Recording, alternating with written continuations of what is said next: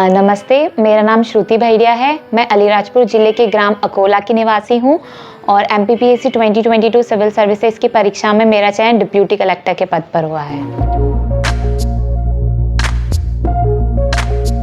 अच्छा, मम्मी के हाथ। हाँ, अच्छा, मुझे मम्मी के हाथ का सबसे टेस्टी खाना दाल पानी लगता है। नहीं, मम्मी ने मुझे सारा काम मतलब सीख लिया था मैंने पहले से, क्योंकि हम पीजी में रहते थे और मेरे को टिफिन का खाना सूट नहीं होता है, तो खाना हम खुद ही बनाते थे। तो सारी चीजें मुझे आती है, ऐसा नहीं कि मुझे कुछ चीज नहीं आती।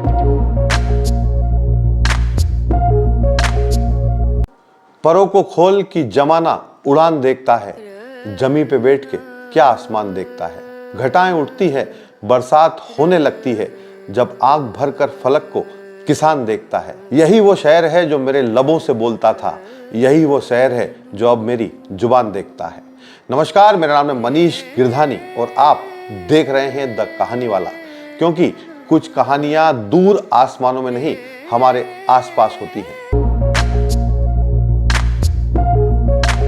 ऐसी एक कहानी हम अलीराजपुर की एक बहुत संघर्षशील बेटी की आपके लिए लेकर आए हैं। कहा जाता है कि जब बेटियों की आंखों के सामने पिता का संघर्ष घूमता है तो वही बेटियों की ताकत बन जाता है। कैसे अपने पिता के संघर्ष को ताकत बनाकर अलीराजपुर की इस बेटी ने मध्य प्रदेश में अलीराजपुर का परचम लहराया है, देखिए हमारी ये कहानी। स्टोरीज तो ऐसी कोई परमानेंट नहीं है, पर हमेशा मुझे ऐसा रहा है कि मुझे मम्मी पापा को डिसअपॉइंट नहीं करना था, क्योंकि उन्होंने मुझ पे इतना विश्वास दिखाया था, तो उनके विश्वास पर खरे उतरने की मेरी एक जिम्मेदारी शुरुआत से ही रही थी।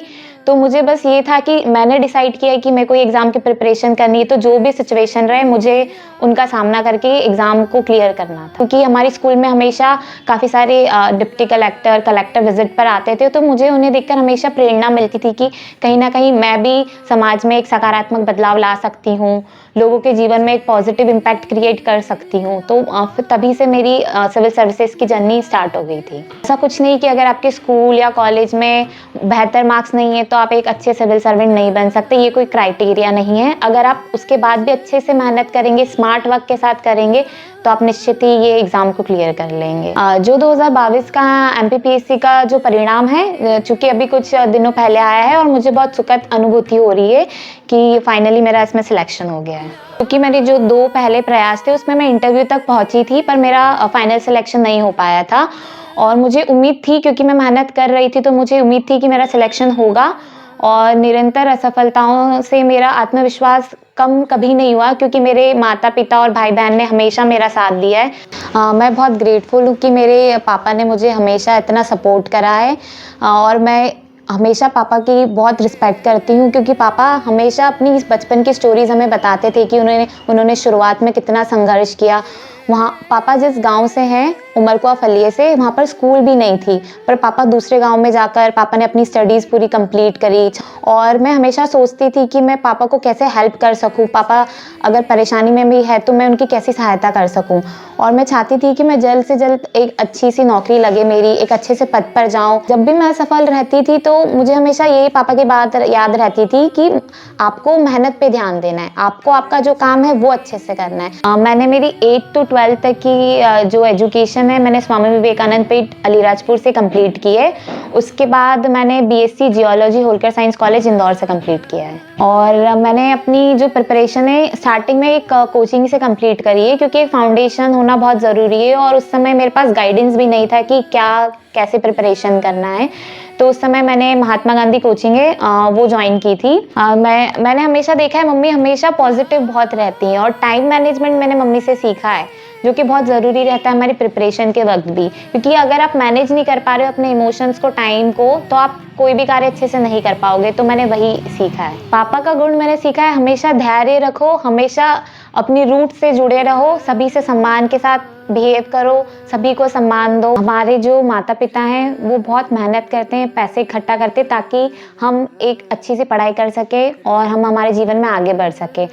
और अगर हम उनकी मेहनत को वेस्ट कर रहे हैं अच्छे से ना पढ़ के और डिस्ट्रैक्ट होकर मोबाइल को यूज़ करके, तो ये एक बहुत गलत बात है। अगर आप यूट्यूब पर शॉर्ट्स देख रहे हैं या तब इंस्टा पर स्टोरीज देख रहे हैं, वहीं पर आप 3, 4, 5 घंटे व्यतीत कर रहे हैं, तो ये बात गलत है। क्योंकि आपके पेरेंट्स ने अगर आपको इंदौर भेजा है या भोपाल भेजा है कि आप वहाँ पर अच्छे से पढ़ें, तो आप पहले अपनी पढ़ाई पर फोकस कीजिए। ऐसा भी नहीं है कि आप बिल्कुल उसे मत यूज़ कीजिए, करिए आप, पर टाइम ड्यूरेशन डिसाइड करिए कि ठीक है मैं हाफ एन आवर देखूंगी या 1 घंटा देखूंगी, उसके बाद मैं नहीं देखूंगी।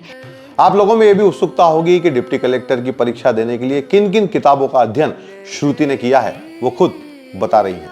आप पॉलिटिकली लक्ष्मीकांत पढ़ सकते हैं। लक्ष्मीकांत एक बहुत अच्छी बुक है और उसी के साथ में आपको एनसीईआरटीज़ भी पढ़नी चाहिए, क्योंकि आप एनसीईआरटी से आपका एक बेस क्रिएट हो जाएगा। और ज्योग्राफी हिस्ट्री के लिए आपको एनसीईआरटी और तमिलनाडु का जो एडिशन है वो आपको ज़रूर पढ़ना चाहिए। और एमपी के लिए अगर आप स्पेसिफिक पढ़ रहे हैं तो एमपी के लिए काफ़ी सारी हैं बुक्स, पर मुझे परीक्षा धाम की जो किताब है उसका कंटेंट मुझे काफ़ी ज़्यादा पसंद है। तो ज़रूरी ये नहीं है कि आप कितनी किताबें पढ़ रहे हैं, मेरे हिसाब से ज़रूरी ये है कि अगर आप एक भी किताब पढ़ रहे हैं तो उसे 10 बार पढ़िए। इतनी कंठस्थ हो जाए कि अगर एग्ज़ाम में आपको उस किताब से क्वेश्चन आ रहा है तो आपको तुरंत पता चल जाए कि इसका उत्तर ये है। तो ज़रूरी नहीं है कि आप 10 किताबें पढ़ रहे हैं और आपको 10 किताबों के बारे में याद ना रहे, तो उसका कोई मतलब नहीं रहेगा। आप एक ही कंटेंट रखिए, एक ही सोर्स रखिए, पर उसे बार बार रिवाइज करिए, तो वो ज़्यादा बेहतर रहेगा। और ये एक रहेगा कि आप न्यूज़पेपर रोज़ पढ़िए, जो भी आपको अच्छा लगता हो, नई दुनिया, Dainik Bhaskar, times of India, जो भी आपको सही लग रहा है वो पढ़िए। मंथली मैगजीन्स आप पढ़िए और जो गवर्नमेंट न्यूज़ चैनल से आप वो देखिए, तो इससे आपको ये पता चलेगा कि आपके आसपास क्या घटनाएं हो रही है। आप जागरूक रहेंगे। अगर आप जागरूक रहेंगे तो आपको एग्जाम्स में अगर कोई अनएक्सपेक्टेड क्वेश्चंस भी आ रहे हैं तो आप उसे भी अच्छे से लगा सकते हैं। तो आपने श्रुति भेड़िया को सुना और ये भी देखा कि अपनी इस उपलब्धि से वो कितनी उत्साहित है। लेकिन श्रुति की इस उपलब्धि के पीछे जिस पिता के संघर्ष की परछाइयां श्रुति का आशीर्वाद बनकर उभरी हैं, उस पिता को भी आपको जरूर सुनना चाहिए। मेरी बेटी डिप्टी कलेक्टर बनी, मेरे को बड़ी खुशी हुई है। मेरी बेटी शुरू से बहुत अच्छी पढ़ती थी, 10वीं में भी टॉप बनाया था, 12वीं में भी टॉप बनाया था। तो फिर मैंने सोचा कि मेरी बेटी बड़ी अच्छी नौकरी करे और मेरा नाम अच्छा रोशन करे, क्योंकि मैं खुद ही फील्ड में छोटी सी नौकरी करता था। तो मैं ऐसा सोचता था कि मैं एक छोटी सी नौकरी करता और मेरी बेटी बड़ी अच्छी नौकरी करके मेरा अच्छा लगेगा, ये मैं सोचता था। मेरा सपना पूरा हो गया। देखो, मैं कठियावाड़ा ब्लॉक के ग्राम अकोला के उमोरका फलिया का रहने वाला हूँ।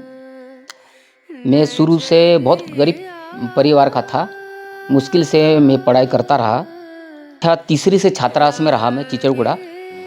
उसके बाद मैं तीसरी से 7वीं तक रहा। उसके बाद 8वीं में फिर नानपुर खेलकूद परिसर में रहा। उसके बाद 9वीं 10वीं 11वीं और कॉलेज तक मैं छात्रावास में ही रहा। छात्रावास में रहकर मैंने पढ़ाई करी। फिर मेरे को एक छोटी सी नौकरी मल्टीपर्पज़ वर्कर की मेरी नौकरी मिली थी। तो फिर मेरी बेटी को कहा कि देख बेटी, मैं एक छोटी सी नौकरी, सरकारी नौकरी कर रहा हूँ, फील्ड में बहुत सारा काम करना पड़ता है और एक अच्छी सी नौकरी बड़ी मिलेगी तो और अच्छा रहे, नहीं तो मेरे जैसा फिर बड़ा फील्ड में बहुत कठिनाई से काम करना पड़ता है। ऐसा मैं इनको, मेरी बेटी को बताता रहा और आज मेरी बेटी डिप्टी कलेक्टर बनी। देखो, मेरी बेटी जैसी दूसरे भी, यदि दूसरी बेटियां भी इस ढंग से मेहनत करेगी तो वो भी जरूर डिप्टी कलेक्टर बन सकती है। मेरा पूरा प्रयास रहेगा कि मैं एक अच्छी सिविल सर्वेंट बनूं और मेरा सबसे प्रथम प्रायोरिटी यही रहेगी कि मैं शिक्षा और स्वास्थ्य के क्षेत्र में काम करूं। और मुझे लगता है कि अगर कोई व्यक्ति शिक्षित है और उसकी एक स्वास्थ्य अच्छी है तो किसी भी क्षेत्र में अगर वो कार्य करेगा तो उससे निश्चित ही सफलता मिलेगी। और साथ ही साथ मैं वुमेन एम्पावरमेंट के लिए काम करना चाहूँगी, क्योंकि अगर हमारी महिलाएं सशक्त रहेंगी तो हमारा देश भी सशक्त बनेगा।